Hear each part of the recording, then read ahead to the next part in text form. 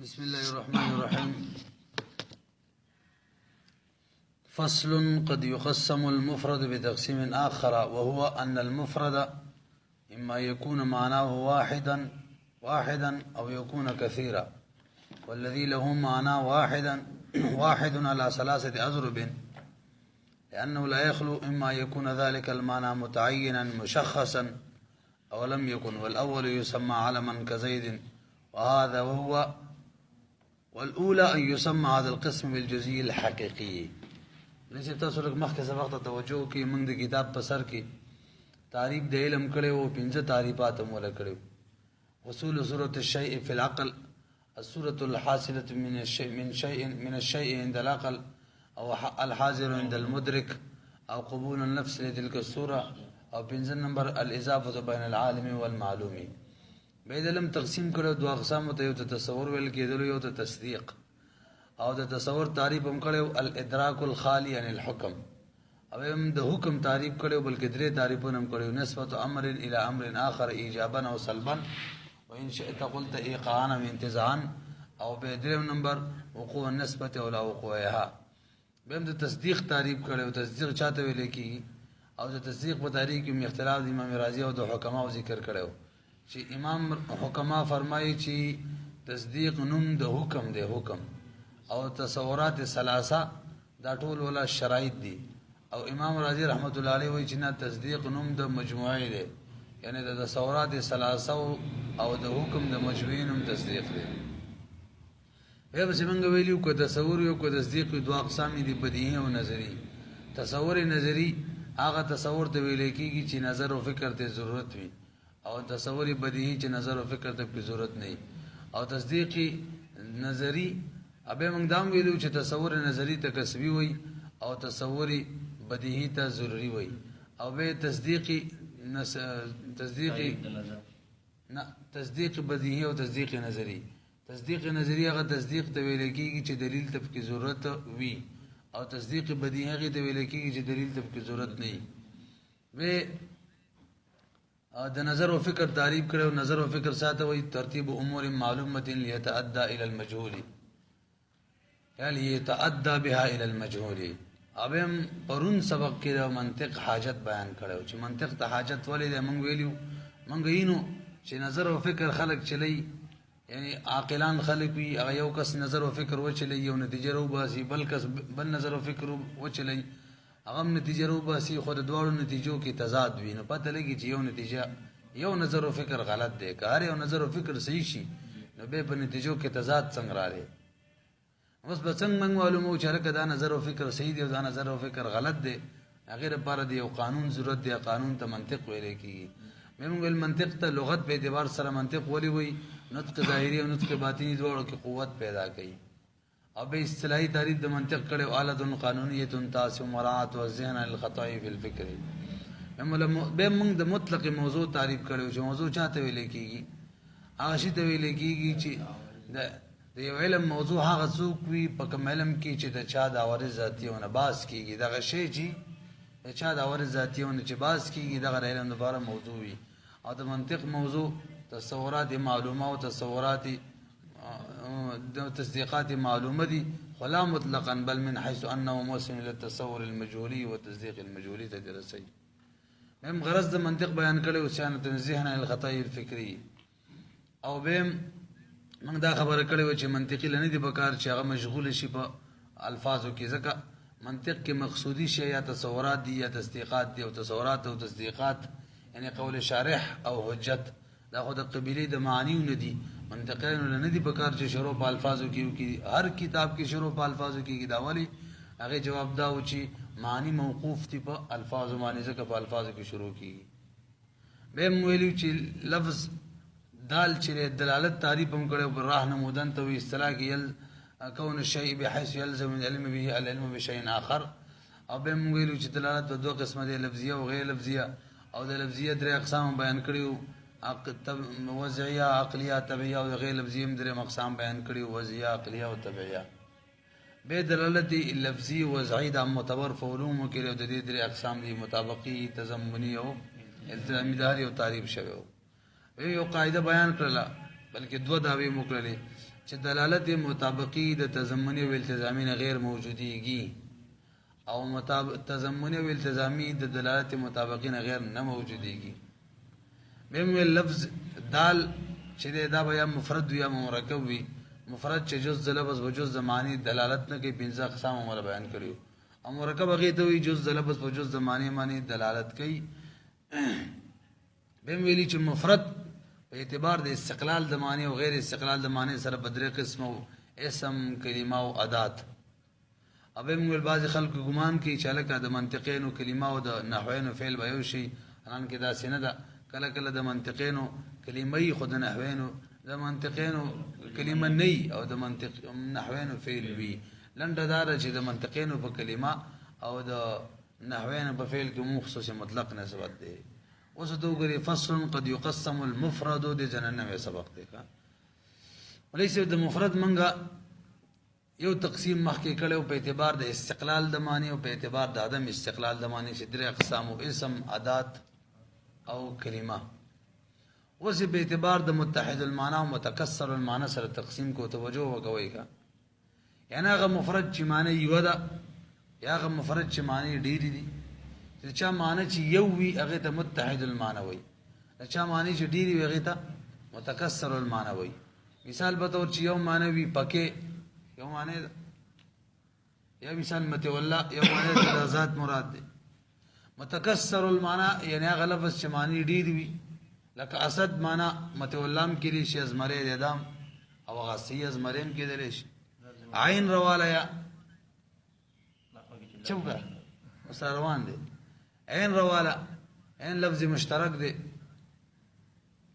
هغه یو خجی عین کله چینی ته ویل کی، کله سترګې ته ویل کی، کله غټنې ته، کله سونې ته، ډېر معنی شوي کنه. نو لفظ بیا لفظ مفرد بیا متحد المعنوی یا با متکسر المعنی.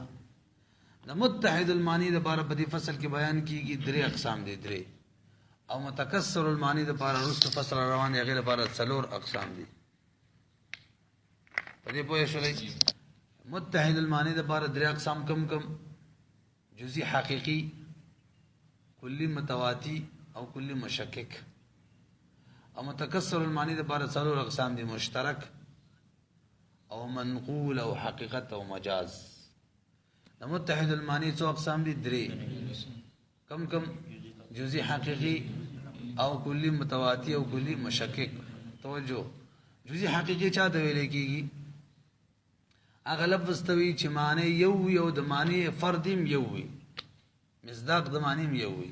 هغه لفظ توی چې یو معنی لري او دغه معنی مصداق او افراد چې هم صرف او صرف یو فردی وي. لکه زیدون یو معنی لري زید، لکه متولا یو معنی لري د ذات او د دې فردم یو د دې مجلس کې په دې یو وضع سره. وینه شولې یا هذا یو معنی لري. خیرم دې کنه د معرفت ټول اقسام د جزئی حقیقی دي. علم مرتوی خو ما دا وای چې صحیح معنی علم معنی ولنه دي کې علم نوم ولکه خودل خنی دي. ځکه علم خو په معرفاتو کې صرف یو قسم دی، جزئی حقیقی نوم ولکه خودل خدي چې معرفت وو وړو ته شامل شي. دې پوه شولې. نو اول نمبر په کې څوک دی جزئی حقیقی غلط واستوي چې یو معنی وي یو فرد د معنی به مصداق هم یو وي. دیو نمبر کلی متواتی دا غلط واستوي لیکيږي چې معنی یو وي او معنی کلی چې کلی نو کلی خو افراد دي کنه. هغه لفظ ته ویل کېږي چې یو معنی وي خو د معنی افراد ډیر یو پټول افراد او معنی برابر صادق راځي. هغه لفظ ته وي چې یو معنی وي او د معنی افراد ډیر یو پټول افراد او معنی علی السویه صادق راځي. لکه انسان یو معنی د حیوان ناطق، افراد ډیر شی دی پټول معنی یو شان صادق راځي. دا انسان ټول انسانیت ټول کې یو شان دي، فرق پکې نشته. ایو کلی مشکک دی دریم نمبر چې هغه لفظ ته وي چې معنی یو وي خو د هغې د لاندې ډېر افراد وي په ټول افرادو باندې علی السویه برابرۍ سره صادق نه راځي. فرق پکې ځینې کې اولیت وي ځینې کې نه، ځینې کې اولویت وي ځینې کې نه، ځینې کې اشدیت وي ځینې کې نه، ځینې کې اشدیت وي ځینې کې نه، او ځینې کې ازدیت وي او ځینې کې نه. د دې نه مخکې څلور اصطلاحات زده کول پکار دی به پوه شئ. توجه وکړئ لږ صبروں کا کنا یار دیکھو غار کا اولیت چاہتے ویلی کی اولیت توجہ کوئی اولیت یو کلی دا دا غیر افراد دی خو په بعضو کې صادقېدل دا په طریقې د علت سره وي او په بعضو کې صادقېدل دا په اعتبار د معلول سره وي یو کلی د ډېر افراد دي په یو فرد کې صادقېدل چې دا علت وي د باقي نور افراد مثال سره به پوه شئ لکه وجود کلی دا وجود یو معنی د موجودواله او ډېر افراد دي دا زم موجود دا موجود ټول ذات د الله موجود ورس په مې دنیا کې سری ټول موجود شي نو معنی صادق راځي یو معنی ده یو لفظ دی وجود یو معنی ده افراد ډیر دي بعض افرادو کې چې صادق راځي لکه بذات الله معنی ذات د الله علت ده ذات د مخلوق د پاره د الله وجود علت ده کنه زموږ وجود کله وجود نه وي هم نه وي نو ګوره یو وجود ده یو معنی ده ډیر افراد دي خو په بعضو معنی چې صادق راځي لکه ذات د الله باندې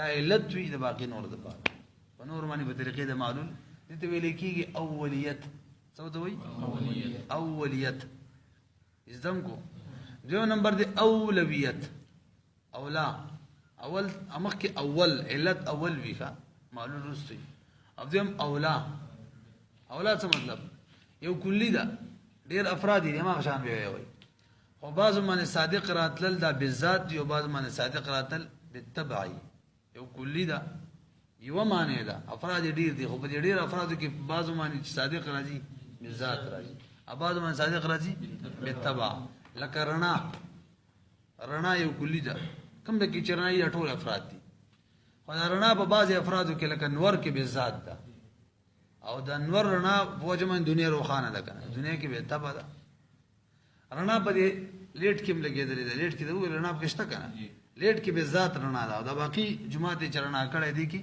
بالتبع ده نه ته وای اولویت ا کلی ته وای یو معنی وی افراد ډیر وی بعض افرادو کې دا معنی بالذات صادق راځي او بعضو کې بالتبع نه پیږي او دریم نمبر اشدیت یو کلی دا یو معنی دا ډیر افراد دي په بعضو افرادو معنی چې صادق راځي دا په اعتبار د کیف سره په اعتبار د کیف سره زیات وي بعضو کې په اعتبار د کیف سره کم وي کیف ویل کېږي معیار ته کوالټي یو کې معیار هي بلکې معیار کمزوري لکه سپین ته وره سپین یو کلی ده یو معنی د سپین تاسو پیژنئ او دا ډېر افراد دي دا رومالم سپین دي دا رومالم سپین دي هغه رومالم سپین دي دغه سپین دي دې کنه دي دا ټوپین سپینه ده کپړې سپین دي په دې په رومال کې کوم سپینواله ده دا زید دي د کاپي کې کوم سپینواله ده زید دي نور خیرم ده کنه کای پیژنې کنه معیار زیات وي مقدار خبره نه کوم معیار سپینوالی دي زیات دي نور کم دي وینه شری دي اذا سوي اشدیت بل ازدی د مخکې ته اشدیت وایګه وڅلورم نمبر ازدیت دې څه تعریف دی هغه کل لفظ ته وایي هغه کلی ته ویل کېږي چې ډېر افراد وي بعضو افرادو کې چې صادق راځي په اعتبار د معیار سره کم ورته وایي زیات یو بعضو کې کم وي لکه یو طرف ته دړۍ غنم پراته دي بل طرف ته کیلو دي نو غنم چې ویل دایم فرد دی بلیم فرد دواړه افراد دي خو په دړۍ باندې په اعتبار د کم سره زیات صادق راځي او په کیلو باندې کم صادق راځي وینه شریفی دې څه وایي اولویت اشدیت او ازدیت اشدیت او ازدیت ازم کړو وسره دی درې اقسام ما ویل د متحد المعنی دي اول نمبر هغه لفظ چې یو معنی وي او داغي مصداق هم یو دویم نمبر هغه لفظ چې یو معنی وي خو مصداقات ډیری افراد ډیری یعنی کلی نو بیا په ټول افراد باندې یا علی السویه صادق راځي یو شان هغه ته متواتر ویل کیږي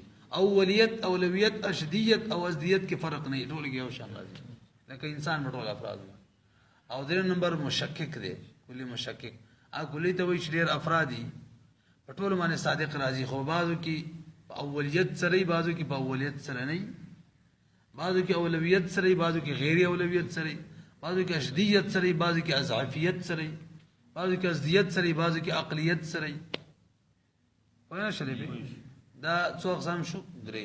دا متحد المعنی اقسام دا کتاب کې اوس وګورئ.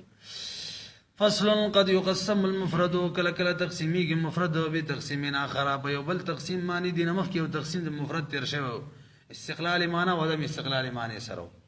او ان المفرد غدا مفرد چې اما يكون معنى واحدا یا خو به معنی د دی یو او يكون یا به وی کثیرا معنی به ډیر وی والذي له معنى واحدا. او تاسو وجه حصر تفکر ما دا وجه حصر نه ویلا مفرد بخاری نه وی یا به یو معنی وی یا به ډیر معنی وی کچری یو معنی وی دای په طریقه د وجه حصر ذکر کوي به بخاری نه وی افراد به ډیر وی یعنی یا به جزئی یا به کلی که جزئی او جزئی حقیقی ده که کلی او خالی بنه وی الله سویه به صادق راضی متواتی ده یا بل سویه صادق نه راضی مشکک ده. والذي له معنى واحد اغه کلی چې غیر بارا اغلب مفرد چې غیر بارا یو معنی وی انا ثلاثه ضرب دا بدر قسم معنی ده لانه غالبا لانه دغه مفرد چې لا يخلو غالبا وی اما يكون ذلك المعنى متعينا مشخصا يخبو دغه معنی متعین بهم مشخصا بهم او لم يكن يبا متعین مشخصا نبی والاول يسمى علما اول تعلم وی خدا اول عالمنا بهتر نوم څوک دی جزئی حقیقی ویلو کنه كزيد وهذا وهو والاولى اولى دار يسمى هذا القسم مسمى شدا قسم بالجزئي الحقيقي باني والثاني دوم نمبر اي ما لا يكون معناه الواحد معناه الواحد شنبي معنى ديوا مشخصا نبي بل يكون له افراد كثيره بل كثير بار افراد دير وي وسري دو قسم دي هو ضربان دا دو قسم معنی دي احدهما يبدي دوړو کې دا يكون صدق ذلك المال شبي بس صادق دل دغه معنی على سائر افراد بطول افراد باندې على سبيل الاستواء بوي طول من ويوشن صادق راځي من غیر يتفاوت باوليته بغیر د دینه چې بده کې تفاوت په اولیت سره یا په اولویت سره یا په اشدیت سره یا په ازدیت سره ويسمى هذا القسم بالمتواتي دي متواتي وي متواتي د متواتي ولي منسب متواتي معنی د موافق موافقت عدالتم کلی بټول افراد معنی موافق صادق راځي کا یو شان لتواتو افراد کې ګوي چې موافقت ده د وجه د موافقت د افرادنا وتوافق یا موافقت في تفسير ده في تصادق ذلك المعنى العام فصادق دو د غام معنی کې لکه انسان روانه بنسبت سره زید امر بک ټول معنی یو شان صادق راځي وثانيهما بل دویم قسم کې چې کوم دویم قسم ده یعنی کلی مونږ ویلو کنه دوه اقسام دي یا به جزئی یا به کلی که جزئی نه به جزئی حقیقی راو که کلی دوه اقسام دي متواتي او مزادم قسم مشکک الله يكون صدق ذلك المعنى العام چې نبوي صادق دل دغه عام معنی فی جميع افراد پټول افراد کې علاج وجه الاستواء بنوي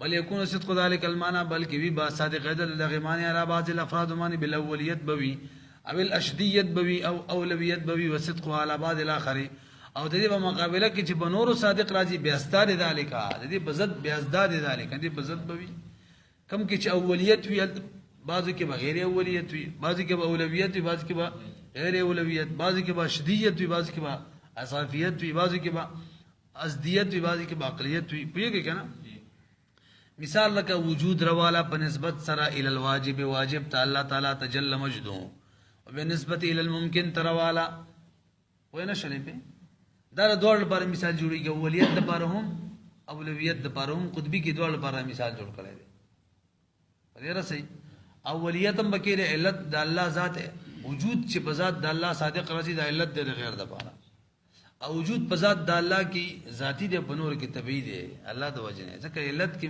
وجود ذاتی او معلول کې غیر ذاتی ویږي کنه په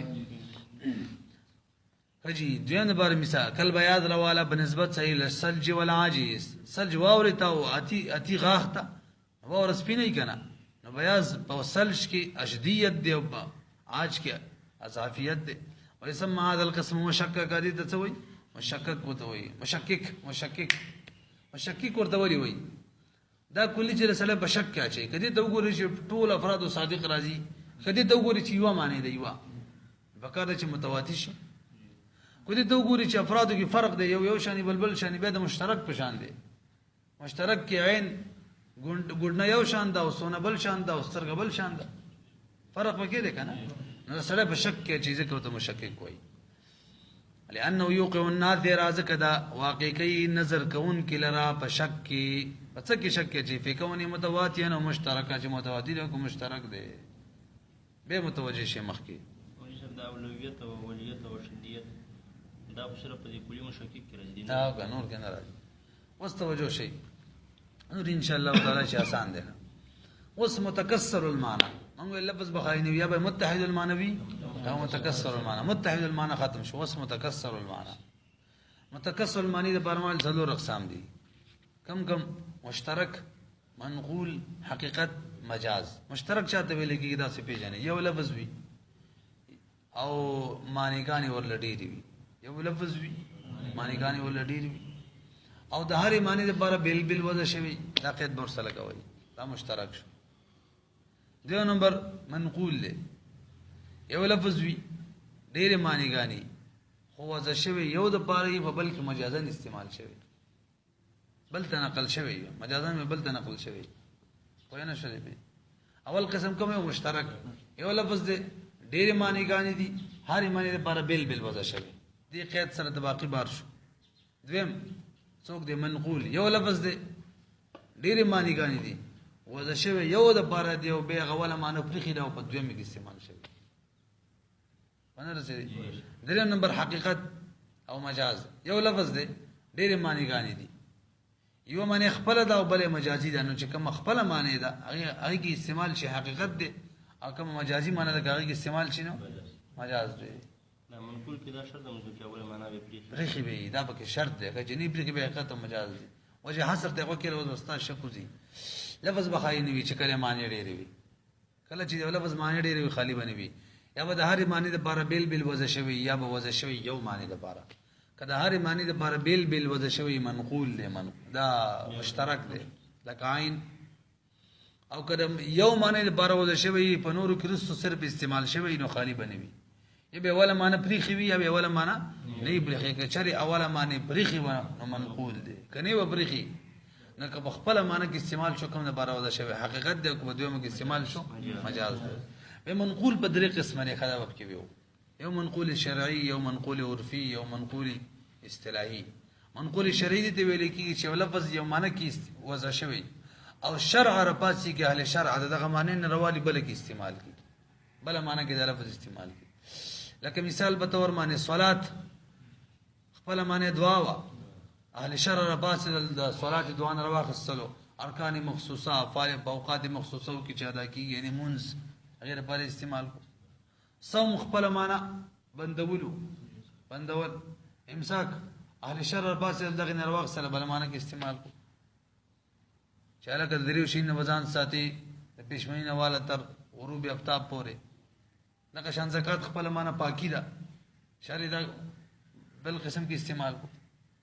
مخصوص مال به وي مخصوص مقدار به ورکول کېږي په مخصوص خلکو باندې. بهرحال اوس ضم کو که نه.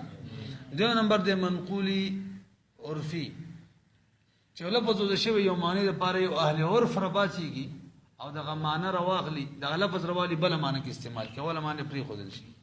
لکه دابه اصل کې ویلی کېږي ما یدب علی الارض څه چې په ځمکه ګرځي دابه ده.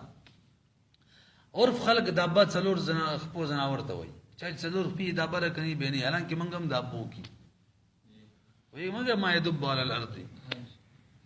عرف خلک موږ ته نه وایي دابه چا د دې ویل خوله بېله واري.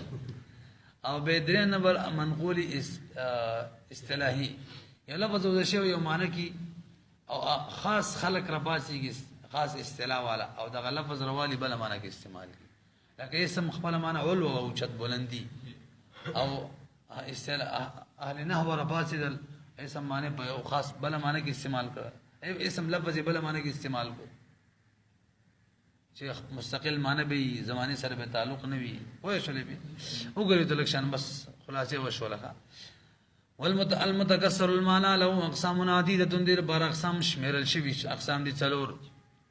وجه حصر دا ده ان اللفظ لفظ چې الذي کسر المعنى او د چا چې معنی ډېره ده ان وزیا ذلک اللفظ او که چېرې وضع شوی دغه لفظ لکل معنی داري معنی دپاره ابتداء وضع شوی باوضاع متعددة په ډېرو وضعو سره علی حده ځان نه ځاله يسمى مشترکا دې ته مشترک ویل کېږي کلینین رواله وزیا تارة للذهبي کله کله وضع کېږي ذهبو دپاره او تارة للباصره کله کله وضع کېږي باصره سترګو دپاره او تارة للرکبه کله کله ګوډنې دپاره وین لم یوضع لکل ابتداء. دویم قسم چې هرې معنی دپاره ابتداء نه وضع شوی بل وزع اولا لمانا بلکہ وضع شو اولا لیوم معنی بارا ثم مستعمل فی مانا بے استعمال شو په معنا کې ثانین دویمه پیر معنی به دویمه معنا کې استعمال شو فی مانا ثانین په معنا دویمه کې ثانین صفت د مانند دی لاج الکه د دویمه معنا کې ول استعمال شو دا ولی معنی نه دوړ منځ کې څه مناسبت وی کا لاجل مناسبت بینهما د وجد مناسبت د دوړو نه اوس راځي د دې دوه صورت لري دویمه معنا به پریخي اوله معنا به ما یا به نه پریخي یعنی په دویمه معنا کې بداسي مشهور شوی چې اوله معنی پریخي آیا بداسي مشهور نه چې اوله معنی پریخي دوه اقسام شو کنه اوس انشتهر فی الثانی کې چری د لفظ مشهور شوی په دویمه معنا کې او ترک موضوع الاول او بر خود له شوی وا اوله موضوع اوله یعنی اوله معنا يسمى منقولا ضد منقول وې د درې اقسام دي والمنقول بالنظر الى الناقل دا منقول د درې اقسام دا په دې اعتبار سره چې ناقل دی او ناقل څوک دی ينقسم سيد استاله اجي ينقسم دا تقسيمي الى ثلاثه اقسام درې اقسام ته دا بدروړم کې اوس احدهم المنقول العرفي وبك منقول عرفي دا باعتبار كون الناقل عرفا عاما باعتبار سره چې ناقل به عرف عام وي وثاني هذا نمبر بك منقول شرعي دی باعتبار كوني به اعتبار سره چې ناقل چې ارباب الشرع دا ارباب د شرع دی وثالث هذا نمبر منقول اصطلاحي دی باعتبار كوني په اعتبار د دې سره چې دا ناقل چې عرفا خاص سند خاص عرف دی او طائفه مخصوص او خاص طائفه یعنی اصطلاح چوتای مثال دا ورک لفظ دبر والا دا منقولی عرفی دے کان فی الاصل دا باصل کے موضوعا وذا شیء لما يدب على الارض پارا ثم نقله العام عامه عام خلق نقل للفرس فرس پارا یعنی صدور ولزواد القوائم الاربعه دا پارا مثال لسانی کا لفظ الصلاه والا کان فی الاصل بمعنى الدعاء اصل کے دی معنی دعا و ثم نقله الشارع بنقل کو الى ارکان مخصوصه خاص ارکان ہوتا مثال الثالث ادری مثال لفظ الاسم روالا کان فی اللغه بمعنى العلوه ولغت کتاب بلندی تول کې ثم نقله النحات نقل کو الى کلمه مستقله اکلمه د مستقله فی الدلاله بدلالت کی مستقله غیر مقترنه او اقتران نه لري به زمان من الازمنه الثلاثه به زمانه پورې د زمانی ودره ہونا پیګه پیګنا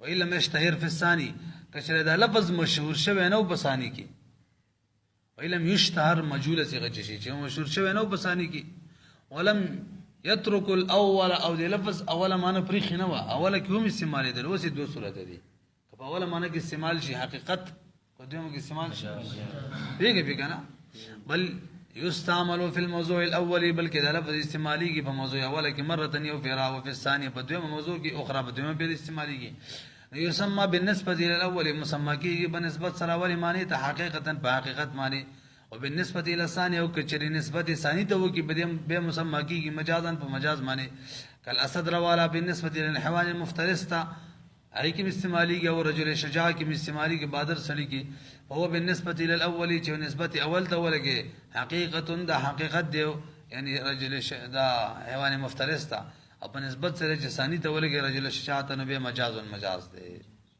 وینه شلې په فصل المرکب